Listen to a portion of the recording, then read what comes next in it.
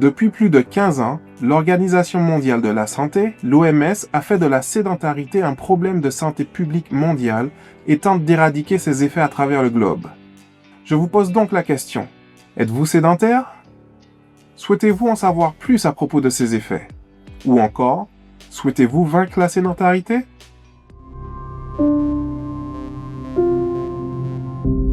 Pour bien aborder le phénomène de la sédentarité, il serait judicieux d'en connaître l'étymologie. Le mot sédentarité est un dérivé du mot sédentaire, qui lui-même est emprunté au latin sedentarius signifiant « qui travaille assis ». Il est aussi un dérivé du latin sedere, voulant dire « être assis ». Alors je répète ma question, êtes-vous sédentaire? Dans nos sociétés modernes fortement axées sur le secteur des services où nous nous déplaçons quasiment exclusivement en voiture et en transport en commun, où nous passons la majorité de notre temps au bureau assis derrière un écran, il ne va pas sans dire qu'une grande partie de la population mène un mode de vie sédentaire. Le manque d'exercice physique qui caractérise la sédentarité a malheureusement des conséquences graves sur notre santé. Selon l'OMS, environ 3,2 millions de décès sont attribuables chaque année au manque d'exercice. Dans un article paru dans le journal Le Devoir, Jean-Pierre Després, professeur au département de kinésiologie de la faculté de médecine de l'Université Laval, n'y va pas avec le dos de la cuillère et n'hésite pas à dire que la sédentarité tue plus que le tabac. Dr François Carré, cardiologue spécialiste de la sédentarité au CHU de Rennes et cofondateur de l'Observatoire de la sédentarité, dans l'émission de télévision La chaise qui tue, déclare que plus de 35 maladies chroniques sont favorisées par l'inactivité physique et le temps passé assis. Il ajoute aussi que le temps de sédentarité augmente le taux de cancer de 25%.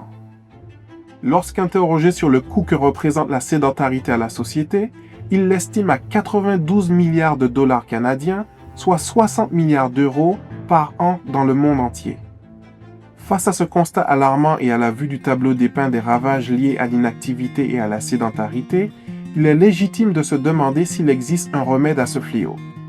Là encore, Dr Carré apporte un élément de réponse en disant que 30 minutes d'activité physique modérée par jour constituent un traitement de base.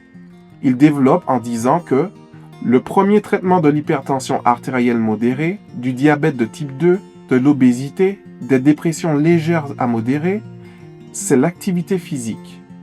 Et de rajouter que le premier traitement préventif contre la maladie d'Alzheimer, c'est la marche.